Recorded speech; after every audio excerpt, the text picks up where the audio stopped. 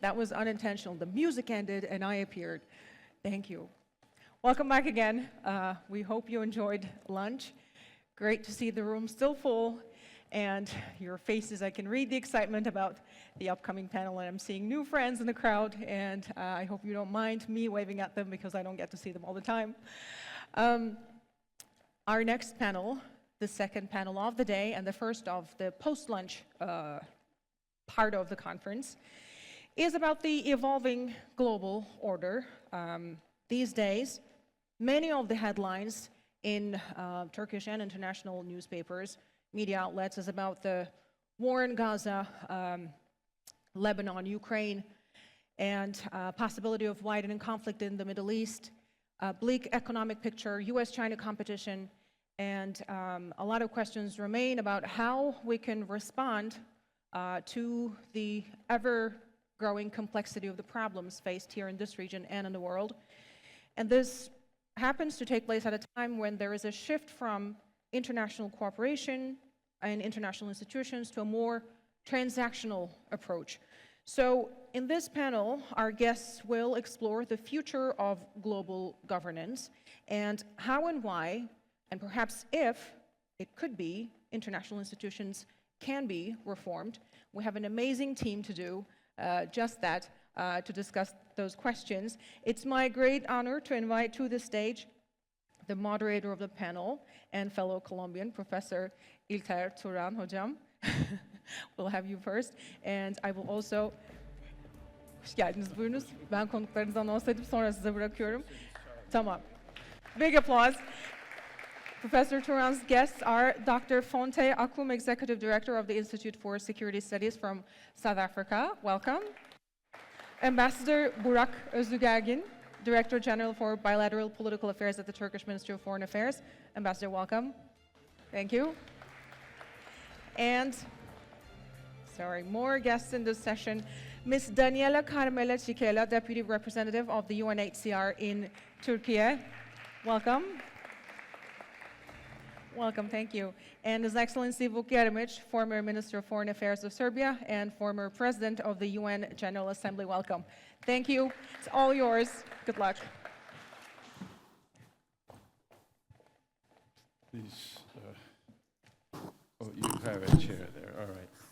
Well, ladies and gentlemen, as you have noted, this is a belated beginning, but fortunately, the organizers of the conference were quite anticipating in what was likely to transpire. So all the information that I might have presented to you is in fact in this. There is an excellent, if you had the time to read it, there is an excellent introduction of the topic here.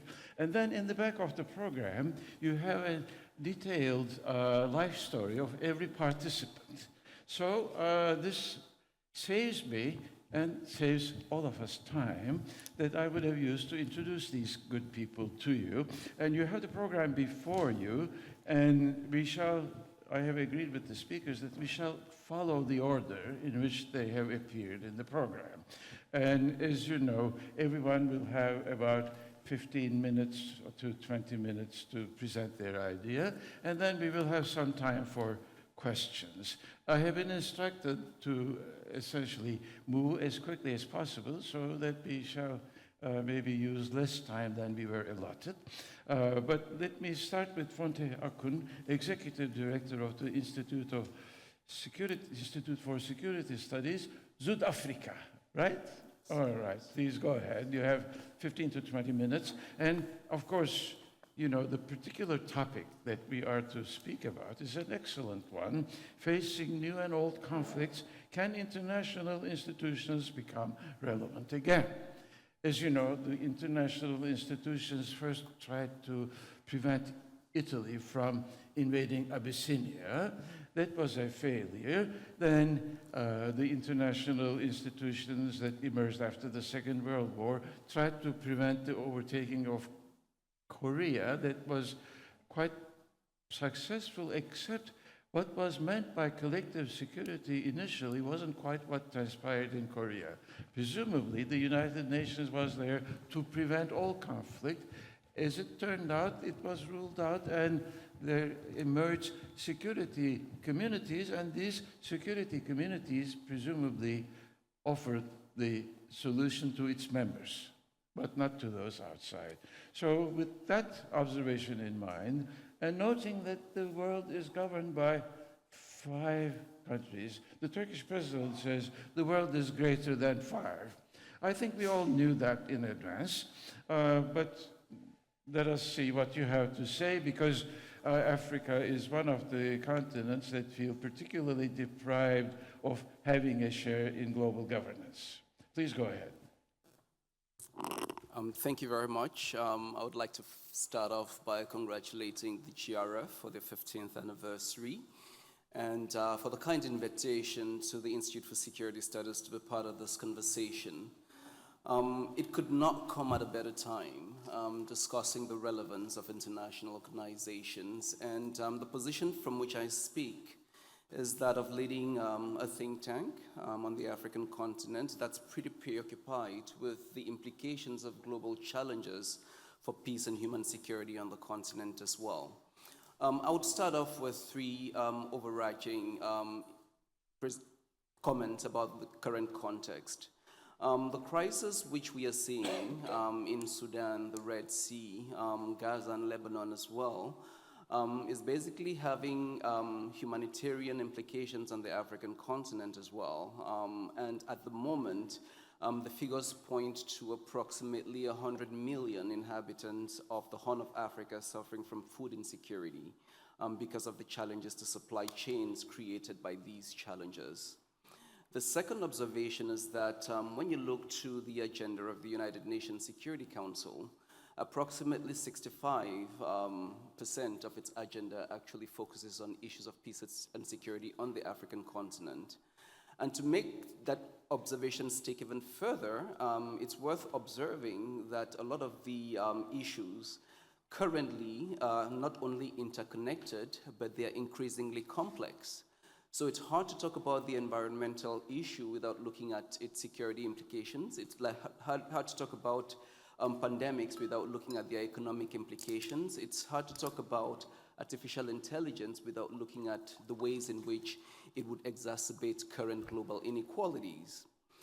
What does that mean in real terms? And the third observation I would like to make is one where, again, it's worth introducing the demographics into this conversation. Africa sits as a continent with approximately 1.4 billion inhabitants, with the potential to rise to 2.5 billion inhabitants over the next 15 to 20 years.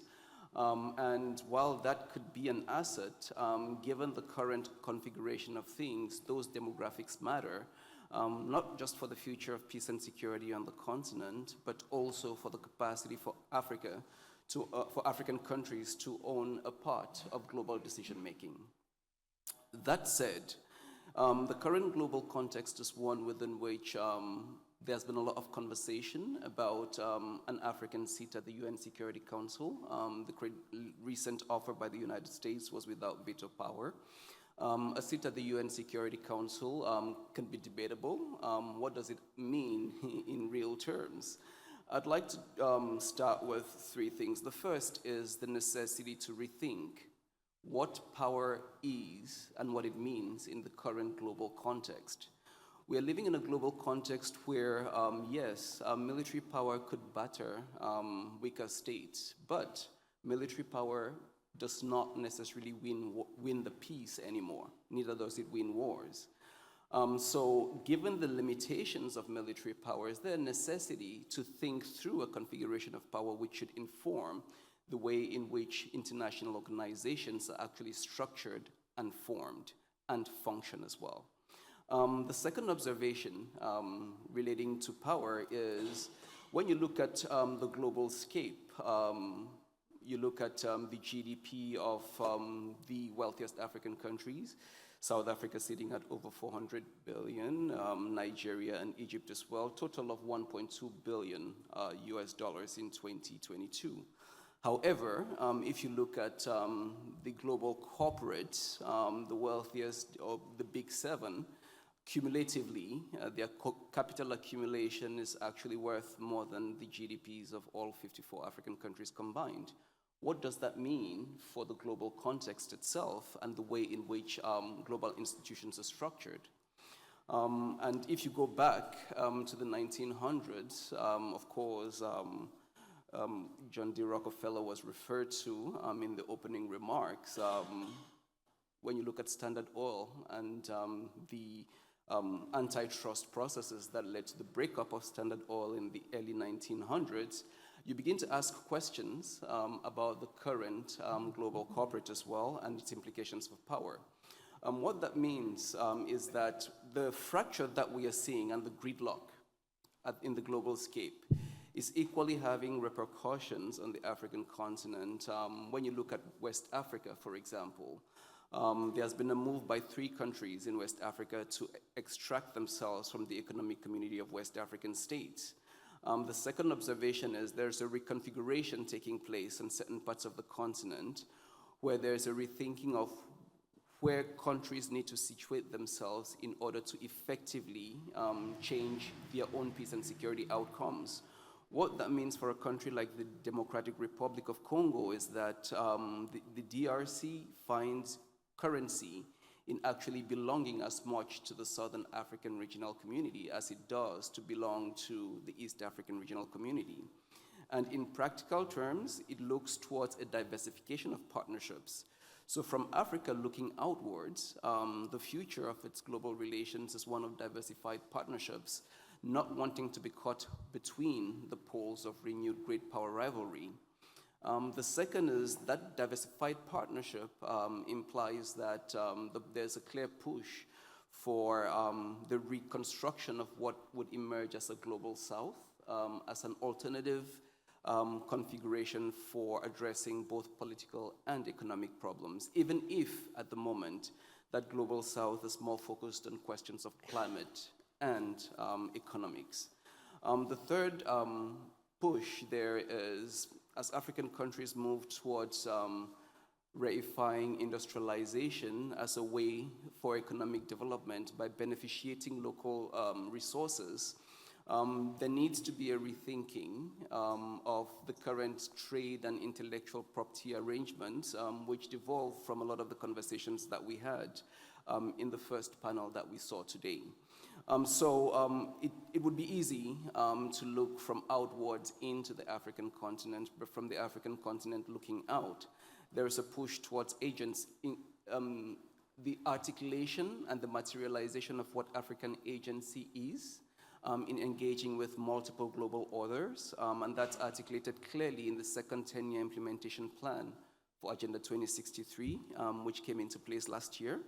The second is a push. I know that we spoke about the middle income trap, but there's also a push on the African continent for every single one of the 54 countries to reach middle income status by 2032.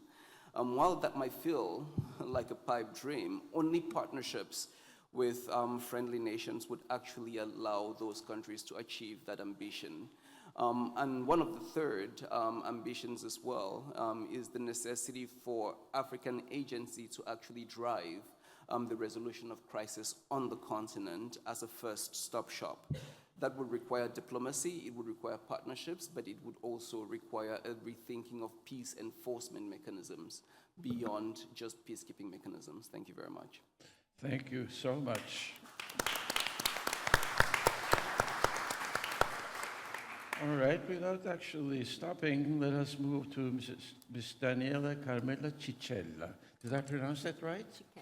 Cicchella. It's okay. Thank you.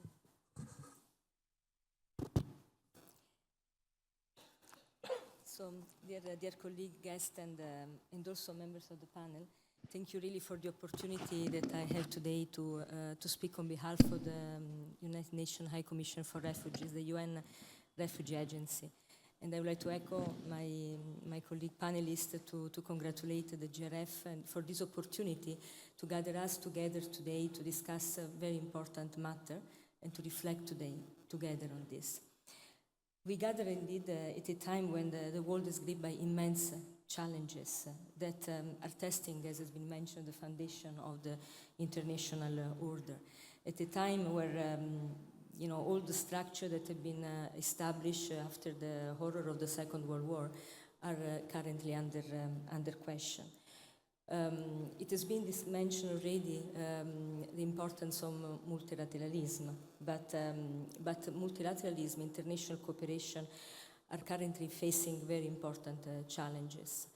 I don't need to mention to you, but we all know the conflict, for instance, the current conflict between Russia and Ukraine has been really shattered the long-standing also certainties of Europe, because we have the war that gone beyond border within Europe.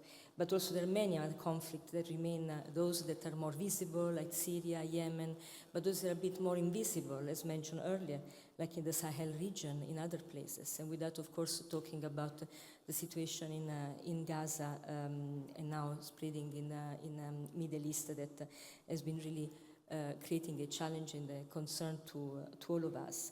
But also, as my panelist colleague has already mentioned, the politics also are changing. The dynamics in the world are changing, not only because of the global south, but there are the big rift, the north and south, the east and west, the strong and the weak. These are all issues that nowadays we've been discussing a lot of literature also in terms of academic research, but we are living at this time, this challenge. And at the time in which all the question is really whether the institution, the global order is really adapt enough for the challenge we are facing. And it's not only an issue of confidence, we would say, in the international institution, but is also more an issue of relevance, on whether these institutions are relevant for the current world. I represent here an international organization, a United Nations agency dealing with refugees. We have, there are so many reports that we issue every year, and last year we had under 14 million people displaced. Many of them are indeed refugees. And I would like to spend a word on that, because refugees are not only the victims of the war, of the conflict, but they're also the victims of the breakdown, of the failures of diplomacy.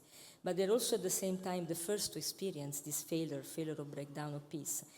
But also they are a powerful reminder to all of us on the shared responsibility in the international community. Our mandate is rooted in the International 51 Refugee Convention, that talks indeed about the protection of people that escape from war and from persecution. But the failure, of course, of addressing the root cause is remain and continue to be problematic, procrastinating actually what we say more and more, the peace and the unresolved conflict. Last year, we had 46 emergencies in 32 different countries, and majority of them are actually completely unknown to the majority of the people in the world.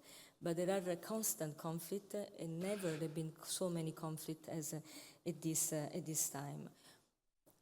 My organization, UNHCR, is often on the front line. We are actually in the intersection of conflict between, looking at the humanitarian crisis, a part of an organization that is also increasingly challenges. But we also believe that it's important also, that's one of the points I want to make also today, when we look at the United Nations, to look at it also with a critical aspect and different element also of the United Nations.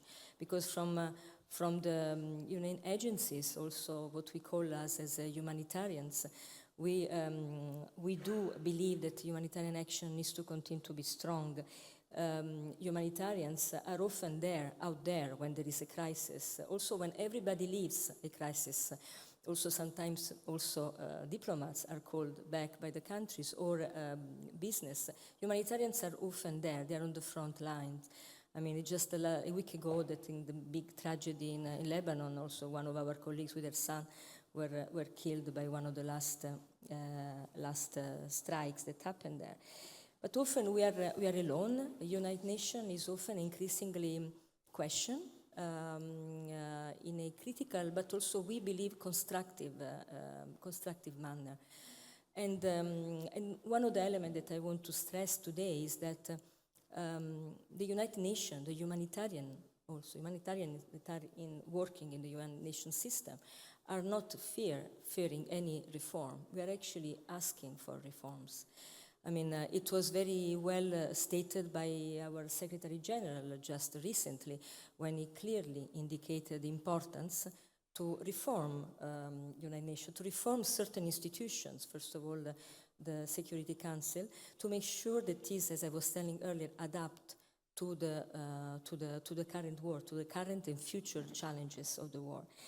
But also, I think I like to mention also what our High Commissioner Filippo Grandi mentioned recently to the Security Council, when he actually appealed the President of the Assembly also, and to the importance of speak with one voice.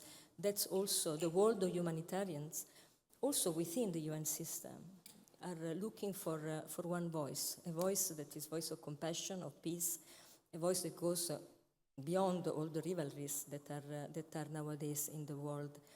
A world that actually calls for multilateralism, but calls also and is ready to face and to address challenges in reform of a system that evidently has to respond to the current crisis. I also would like to stress that when we call for reforms, we also are not meaning to discarding the values that are behind the underpinning the current system.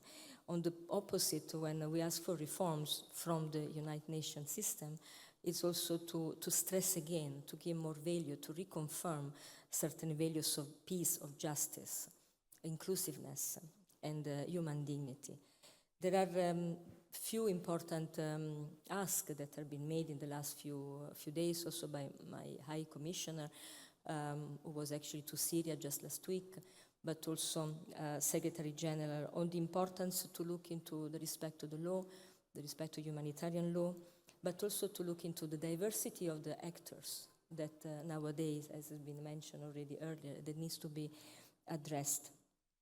It is overwhelming, the current time, but I think this opportunity that we have today, gathering together from different opinions, different countries, is probably one of the hope and the strength that the discussion, the reflection that we are having can also be brought up at the right level to contain and to proceed with the response to the challenge that we have nowadays. I would like to conclude with one actually interesting sentence that I was told just a week ago. I was at the eastern part of Turkey. I was in Van, and I met a very young woman, Afghan woman, who is actually currently in Turkey, waiting. She's an asylum seeker. She's waiting for being recognized as refugees. And we had a meeting with refugees, as we normally do when we go around. And at the end of this meeting, she asked specifically to us, please make sure that our present is not becoming our future. And I want to conclude with this, just to remember that there are a lot of complexity, but there is a human face also in all this conflict. And the people that in my agency were trying to help, they are actually in the middle of this, often of this crisis. Thank you. Well, thank you. You see, those of us that look at the United Nations from a political perspective tend often to be rather pessimistic. But, you know, when we look at more carefully to different operations, there are some where there is a lot of reason for hope, right? Thank you very much. And Your Excellency, GİFGRF, but, you know, His Excellency has the different perspective of having thought very creatively about the United Nations. So his wisdom is something that we're looking forward to hearing. Please go ahead. Well, thank you very much for this kind introduction and for raising the bar so high on what I'm gonna say, but first and foremost, I want to say how grateful I am to the GRF for this kind invitation. It's great to be back in Istanbul. It's great to see all friends who I've had the chance to work with in certain parts of my career, especially Ambassador Burak. I very fondly remember how we had hoped at a certain point in time that we're going to have zero problems. And with the benefit of hindsight, one could argue that we managed to solve zero problems, but not for the lack of trying. So I very fondly remember working together with a bunch of people from here. I did spend some time in the United Nations. I was president of the UN General Assembly. I ran for Secretary General in 2016, and I was the runner-up. For those who are following the UN, I lost in the last round of voting to Antonio Guterres. I'll come to why I mentioned this when it comes to the future of international organizations. But we were running in a very, very different time. And we were competing with ideas that were to be implemented under very different circumstances if you compare what we have today. We were actually running at the end of a golden era of multilateralism, with the SDGs being adopted and the Paris Climate Treaty adopted and so on. But right now we're not there. Right now we live in a geopolitical recession. In my opinion, geopolitics is cyclical, just like economy. When you talk about recession, the first thing is that comes to your mind is what the Far Smarter Guard and myself spoke about in the previous panel. They talked about economy. Well, it is cyclical. It is easy in economy because it's quantifiable. You know exactly what makes a recession and what makes a boom. In geopolitics, it's not so easy to tell when you trigger it. But then once you are deep in a geopolitical recession, you can tell it. You can tell that you're there. And unfortunately, cycles in geopolitics tends to last much longer than the ones in economy. In economy, we're talking about a number of years, couple of years, 3 years. In geopolitics, it tends to be much longer. And we are, I'm afraid, in the midst of the geopolitical recession. It did not start in 2016 after the election for Secretary General. It did start way before. I personally believe it's important to understand why it started in order to try and navigate the murky waters of recession. I believe that, of course, there are many reasons, and we can spend hours talking about how we came to the end of history. I think Madam Chairman this morning mentioned the end of history. I agree. We have gone through the end of history. The question is, when was it? I believe it was in 2008, with the benefit of hindsight. And you can actually explain the end of history, about 90% of it, in my opinion, by three things. And I'm not going to have a value judgment on either of the three, but I believe that those three together account for about 90% of why we're here right now. The first one is that after the collapse of the Soviet Union, Russia was not integrated in the new international order. I'm not going to discuss like whose fault was this and why did it come about, but manifestly Russia was not integrated, and that was the thing number one. Number two is that China was integrated in this new order. Again, without a value judgment, but China was integrated, and some of the champions of China's integration were at the time under the, in my opinion, ridiculous impression that integrating China in a national new system is going to bring about fundamental change of governance in that country so that it all of a sudden becomes a liberal democracy. And I think there was pretty naive hope that was going to happen. And then the third thing, which is something that, again, guys discussed here elaborately in the previous panel, was that the spoils of globalization and the accelerated growth stemming out of this new phenomenon, the post-Cold War phenomenon, the globalization, that spoils of this were not adequately distributed or not mindfully distributed, especially when it comes to industrial democracies, thereby creating domestic problems in those democracies that ended up in compounded political crises. I don't know, Brexit or some of the previous American elections and so on and so forth.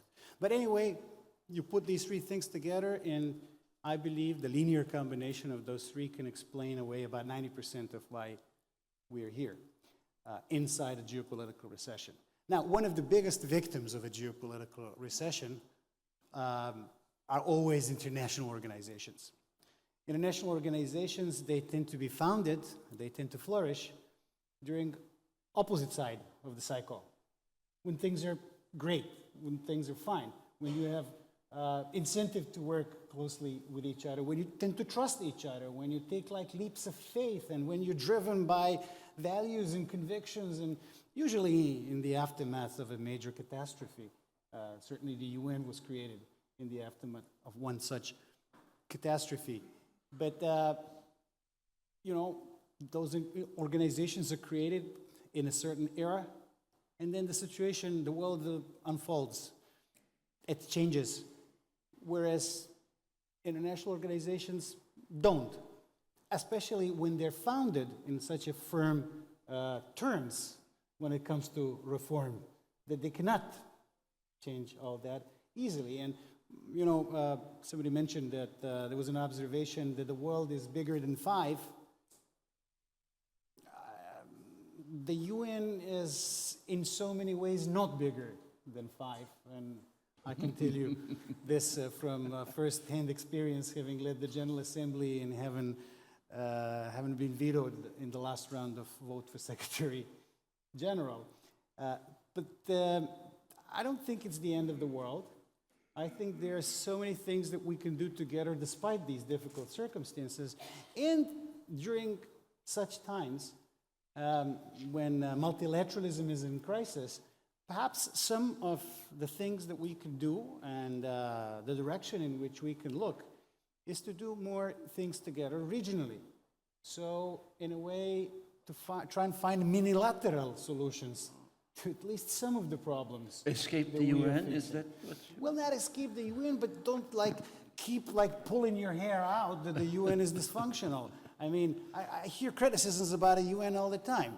And once a famous diplomat said, and I really like quoting it, you know, blaming the UN for dysfunctionality is like blaming the management of the Madison Square Garden for the poor performance of the New York Knicks.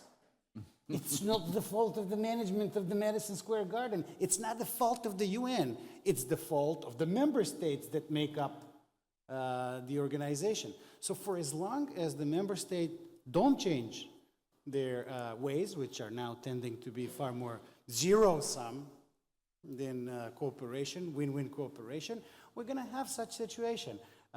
When are going to change these, the member states? I don't know. It's probably not going to end tomorrow. But in 2026, and this is my closing thought, is going to be another election for Secretary General under much more difficult circumstances. It is completely not inconceivable that this time round, given the geopolitical rivalries, it will not be possible to elect a Secretary General, which would be a first time ever that the Secretary General is not elected. Well, maybe it's not a bad thing. Maybe that would be a clarion call for changes that have to take place, first and foremost in the Security Council, but then also elsewhere throughout the UN system. Thank you.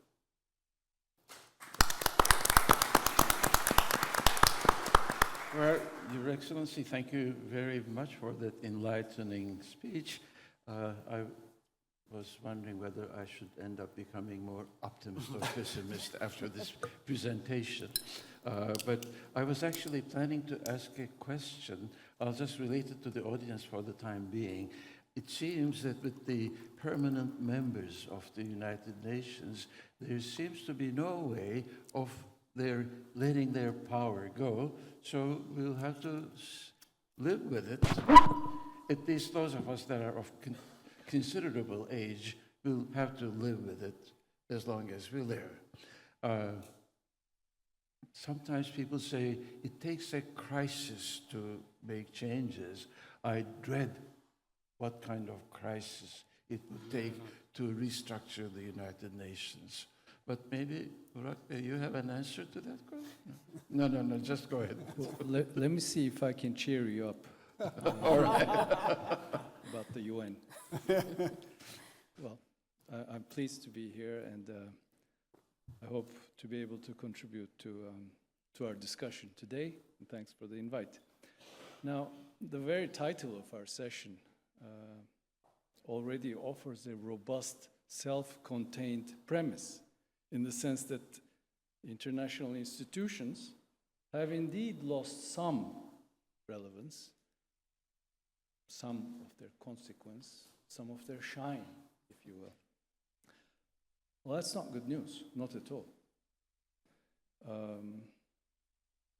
It may not be a universally accepted truth, but we here in Turkey still believe that today we need more multilateralism and international cooperation, just as much, even more than decades prior, not less. Here's a cliche.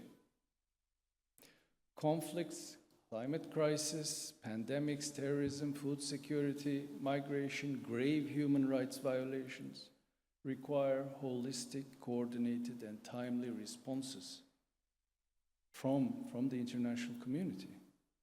Just because this sentence is a cliche doesn't make it less true. No country by itself, no matter how powerful, is able to face these challenges by itself. Perhaps another much overworked phrase, but also no less true.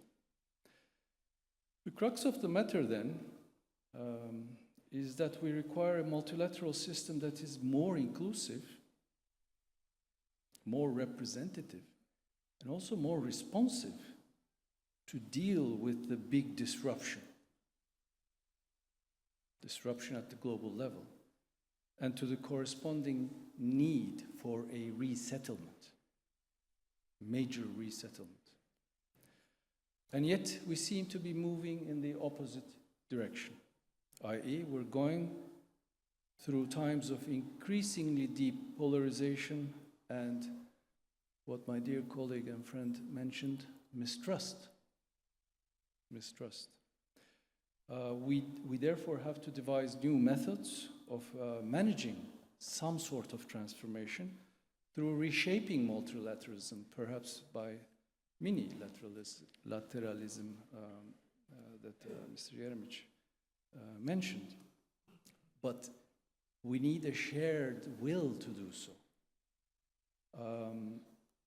Because without trust in the system, there is less chance of adherence to its rules. As for the UN, here's my pitch. There's no other global institution with the legitimacy, convening power, and normative impact of the old, battered organization. The UN, therefore, should remain at the heart of a new, reinvigorated multilateralism. Despite its disappointing moments, the UN still remains without alternative, where all states are represented equally and are able to make their voices heard up to a point. Maybe that's part of the bigger problem.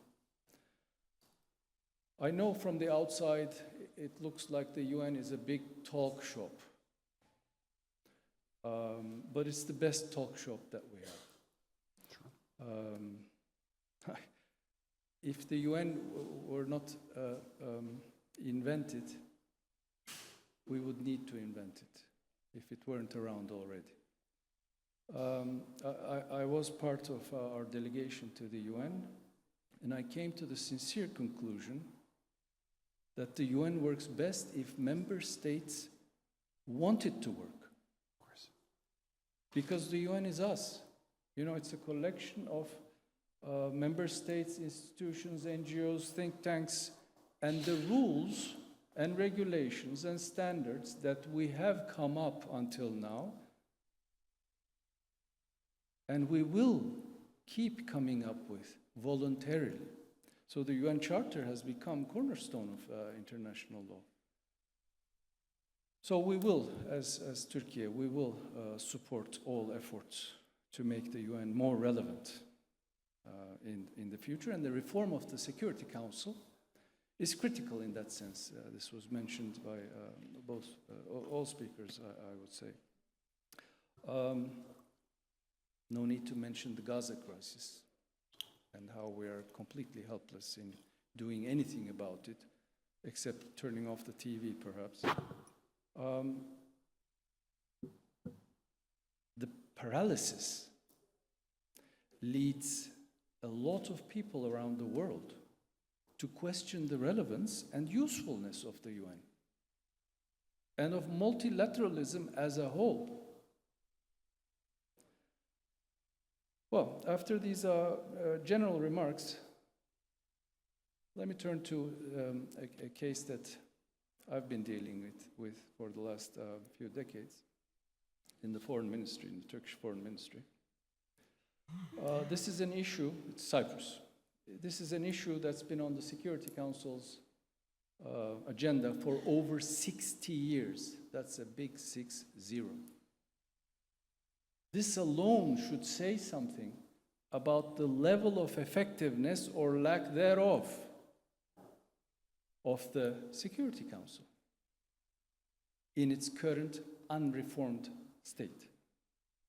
For over a century, half a century rather, I hope somebody down the line 50 years later will not be saying for over a century, but can't guarantee it. Every conceivable attempt has been made in round after round of negotiations, since '68, I believe, to establish some sort of partnership state, some sort of federal partnership. Each and every one, including the famous Annan Plan, 2004, collided with a brick wall. The deadlock on the island continues, and Cyprus remains, the issue remains unresolved to this day, all this time. To understand why, we must go back to 1964. That was the year the UN Security Council adopted Resolution 186, recommending the creation of UNFICYP, the UN peacekeeping force in Cyprus. This resolution, this is why things started going wrong. This resolution referred to the partnership state as the Sovereign Republic of Cyprus and noted that the consent of the government of Cyprus had been given for the establishment of UNFICYP. These references provide the basis for the Greek Cypriot claim, 60-year-old claim, that they and only they exercise sovereignty over the entire island. But the problem is, and was and still is now, that in the eyes of the Turkish Cypriots, the Greek counterparts, their Greek counterparts, had illegitimately taken over that state of Cyprus. So the issue, in our eyes, from the very beginning, was addressed not in the most optimal manner by the Security Council, as the Turkish Cypriots' inherent sovereign quality as one of the island's two people was ignored. And the foundation was laid for the unjust status quo that persists to this day. Now, I'm not here to talk about the Cyprus problem itself, nor to point fingers. Suffice it to say that the Greek Cypriots, all throughout the years, felt no need to step out of their comfort zone because of the way that the Security Council approached the issue back in '64. But if we're to be honest, and here I come back to the Security Council, the permanent members of the UN Security Council must bear some portion of the blame, as they're the ones who have provided and are stubbornly helping to maintain that very same comfort zone, and therefore the status quo. So if people are interested, I'd be happy to go into more detail, but here is a situation where the true interests of the parties recede to the background, and the high arbitrators of the dispute, armed with a veto power, no less, step onto the scene with their own agendas, which may or may not coincide with that of the parties. Anyway, in conclusion, I could make three broad observations. First, the current power structure and functioning of the Security Council can conceivably make regional problems somewhat even more intractable, and thus actually prevent a solution. Second, and perhaps less discouraging than my first observation, the vested interests of the P5 can lead to artificial restrictions as regards possible solutions to relevant disputes, so limiting the scope of action. And finally, interesting observation about the UNFICYP itself. Left to mandate renewal by technical rollovers, the persistent presence of UN peacekeepers can sometimes result in unnecessary protection of disputes, while at the same time wasting a lot of time and money, of course, that's another thing. So that's why I imagine the Turkish president has assumed the mantra of the world is bigger than five. But when you start quoting presidents and kings, that's when you should stop. Thank you.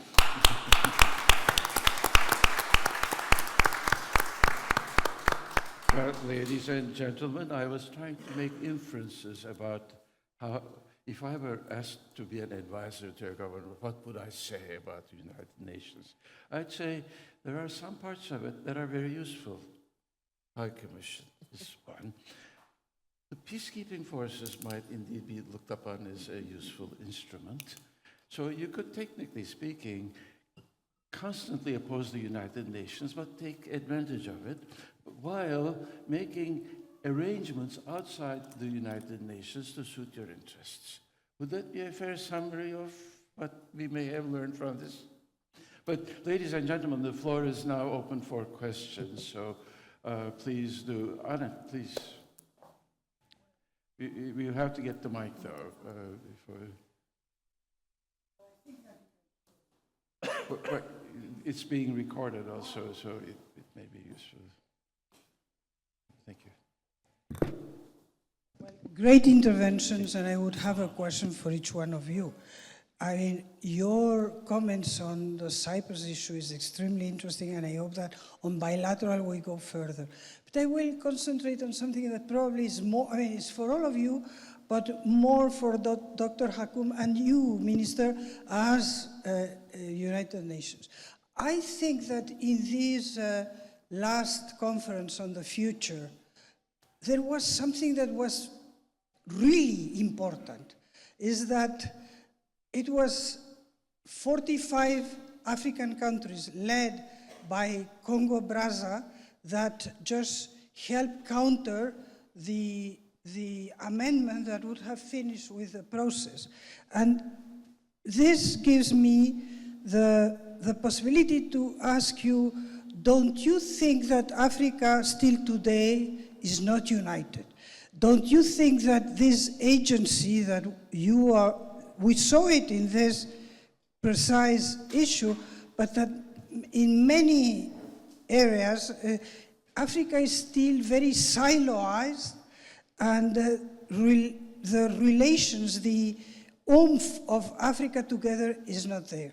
I mean, having said that, it's absolutely clear that in order to reach critical mass, we need African countries, and we have seen this with the General Assembly resolutions on Ukraine. It's clear that Africa just, and there was, but I think that this is also true with Latin America, which is another big region without which these institutions do not reach critical mass. But what is your opinion as an African of what I'm saying? Thank you very much. Would you like to? Well, I mean, I would agree that Africa remains very divided on some of the big political issues. However, I think it's also worth noting that Africa's divisions are functions of a function of its history, functions of its regionalism, but also a function of the specific bilateral relationships that some of these countries have. That said, there is sort of this disconnect between where African countries sit and what their expectations are generally. And they're reflected in three main dilemmas. The first is a political dilemma, right? And the political dilemma often is where foreign policy itself is situated within African governments, which poses quite a challenge. And we have faced that in South Africa as far as Ukraine is concerned. The second is sort of a security dilemma, which a lot of countries face, given their inability to exercise full territoriality as well. And you find a lot of the coups in the Sahel built around a second independence, so to speak. And the third is an outcomes dilemma that they face. What are the expected outcomes of their different actions, particularly at the United Nations? And there, I think there are three lessons that emerge. The first is the necessity for them to act within their regional economic communities and the African Union to really operationalize subsidiarity. And that subsidiarity goes all the way to the United Nations level, because for certain crises, particularly on the continent, African regional economic communities should be the first responders. The second is the necessity for complementarity.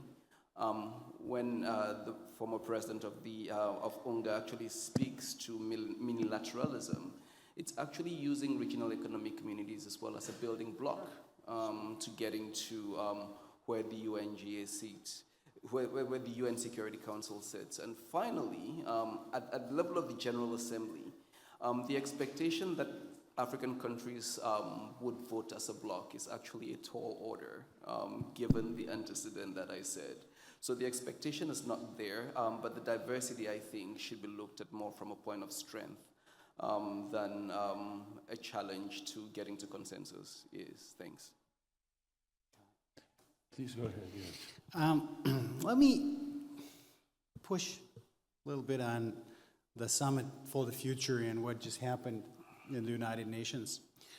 I don't know if everybody follows this so closely, but there were last moment drama situations with regard to Russia and a group of other countries actually submitting an amendment which was supposed to be like a division moment, and then in the end of the day, Russia was diplomatically and technically outmaneuvered with the participation of some blocs in the General Assembly. But that doesn't change the fact that the summit was a loss. That summit was not something that achieved what was meant to be. That in the end of the day, we could not have, like the SDGs, true and real consensus on the issue. Maybe it was a tall order, maybe it was not well prepared, maybe, I mean, I don't know why it was a failure. we can debate for hours why it was not possible to avoid this confrontation at the last moment. The vote did take place. The vote did not take place on the actual document. The vote took place on the no action motion to move aside the Russian amendment. But you can't really call it unanimous, right? It wasn't unanimous. The vote was just technically taking place on a different matter. But what really makes me worried was that I was in New York. I think we were together those days in New York. I was in New York on Saturday, and I had a dinner with several EU ambassadors, permanent representatives, and some of the permanent representatives from other parts of the world. And almost everybody kept saying, and it was like 8 p.m., oh, the Russians are bluffing. They're not going to submit physically the amendment tomorrow morning. And this was just like after the Russians circulated this piece of paper saying that this was exactly what they were going to do. And I asked the question, like, and what if they don't? I mean, what's going to happen if they don't? Of course, there was an answer. What happened was prepared, so there was an insurance policy against that. But I'd be very worried if this kind of rather laconic approaches is applied to something other than UN documents. But for example, usage of missiles or usage of serious weapon or supplying people with these serious weapons. Also trying to wish away the consequences of it by saying, oh, they're bluffing. And what if they're not? Then I think we could all be in a lot of trouble and discussing far more pressing issues than multilateral reform. Thank you. Other questions? Well, yes, Mustafa. Microphone, please, yes. Thank you. Mustafa Kibaroğlu. I'm teaching courses on arms control disarmament for nearly 30 years. First, and probably still the only academic in Turkey who introduced this course to the Turkish curricula. Well, back in '97, when I started teaching this course at the graduate level, there were high hopes for non-proliferation of weapons of mass destruction, especially nuclear non-proliferation. But over the years, what we have seen, especially since the Ukraine war or the Russian offensive on Ukraine, there is actually nothing left in the name of arms control and disarmament. And in less than 2 years, we'll have the next MPT review conference, the Treaty on the Non-Proliferation of Nuclear Weapons. And over the past 2 review conferences, there were no final document, which means if there's going to be a 3rd review conference without a final document, the MPT regime, the nuclear non-proliferation regime, may be dying out totally, which will be a much bigger danger and much bigger and much more uncertain future for all of us. So my remark maybe is adding salt to injury, but this is a fact, and I believe, well, many of the issues that have been discussed so far, I believe at least there are platforms where people can sit together and get together and negotiate. But there is no platform left for arms control and between the US and Russia. So I would like to make that remark. Thank you for this opportunity. Thank you. Would anyone like to comment on that? Other viewpoints or questions? Well, this was a very fulfilling session. I think there's in the back, a lady in the back. Way in the back. Way in the back? Did you raise your hand? Yeah. Oh, I'm sorry. You should have raised your hand higher for me to see. Here's the microphone. Please have it. Emel Parlardal from Marmara University. I have a general question to all panelists.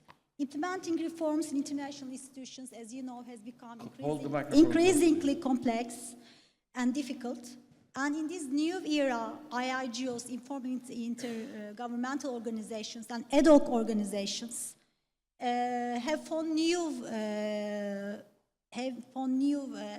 venues for and places for maneuver in global governance. Do you think that the rise of informality will weaken or strengthen multilateralism? Because states are increasingly investing in informal intergovernmental organizations and ad hoc coalitions. Do you think that this will create a risk or this will strengthen multilateralism? I'll take the floor first, not because I know more than the panelists. Please go ahead. But the way we see it in the foreign ministry is that there's no lack of information. There's too much information. And alliances keep shifting on very, very small matters. You know, you can turn on a dime. You can be insulting each other with country B, but then cooperating with them on some topic. So multilateralism, as understood in post-World War II, is no longer there. Diplomacy, the classic, you know, with the sashes and everything, horses, you know, that's not there anymore. What we try to do in foreign ministries is to make sense of information and to categorize things. So here again, you know, it might be a good idea to look at regionalism and perhaps be able to live with smaller steps, with people who you can tolerate more than others. I think that's the way to go. These grand schemes probably will not work all the time for everybody anymore. Thank you. Yes, please. Piotr? Just to follow up on the last question, to follow up with Ambassador Özgergin, you mentioned regionalism. Can you just give us some insight into Turkey's decision to apply for BRICS membership and what the rationale behind that has been? Thank you. Firstly, I'm not aware that we actually put in an application. I'm not aware that we actually put in an application. But for sure, this is something that is being discussed. Now, European Union is a group of nations that we have applied to join, I don't know how many decades ago, and we're still getting the runaround. And it's not fair, it's really not fair to say that Turkey is shifting its axis. It's really not fair, because it's a country of 85 million living in a quite complex neighborhood. You know, we have two wars to our north and south. For many decades, we've had economic crises to our west. The European Union was not in the best shape. We have Iran on the Eastern Front. It's a differently run country, but we have respected each other's way of thinking since the 1700s. And that's why our border hasn't changed. Since the 1640s, I believe, our border with Iran has not changed. So when I say it's unfair to say that Turkey is shifting from west to east, you know, from the European Union to BRICS, or it would be half of the picture. We need to look everywhere. You know, there are 4 quadrants that we can work with. If quadrant number 2, that is the European Union to our northwest, if that's stalling, well, there are 3 other quadrants we're working with. There's Africa. We have so many new embassies in Africa right now. Why? Because we don't have baggage. We don't have colonial baggage. And when we go to Somalia, we ring the bell. You know, we just don't kick the door in. We ring the bell. If they open, that's fine. We do walk in. With Central Asia, I think the relationship between us and the Central Asian nations has settled. You know, there was a little bit of euphoria in the 90s when they opened up post-Soviet time. Now it has settled, and it's a good relationship, and we're getting something out of it, as they are. So I think our foreign policy cannot be pigeonholed into one single direction. And that's the function of BRICS. I do not know if we will get in, or if we want to get in. I'm not sure. It's a political matter. But it won't be at the expense of European Union. That's what I'm trying to say. It would be in addition if we can. Thank you. Thank you. Well, ladies and gentlemen, this was indeed a very fruitful debate. In fact, I'm inclined to think that if the United Nations behaved like us, they would cover a lot of distance in solving some of the problems that the world is facing. So thank you very much for Akum, His Excellency Jeremic, Cicchella, and Gergin. Did you want to say something? Thank you for saving me from making the last comment. Oh. Membership of the countries in the EU. Thank God.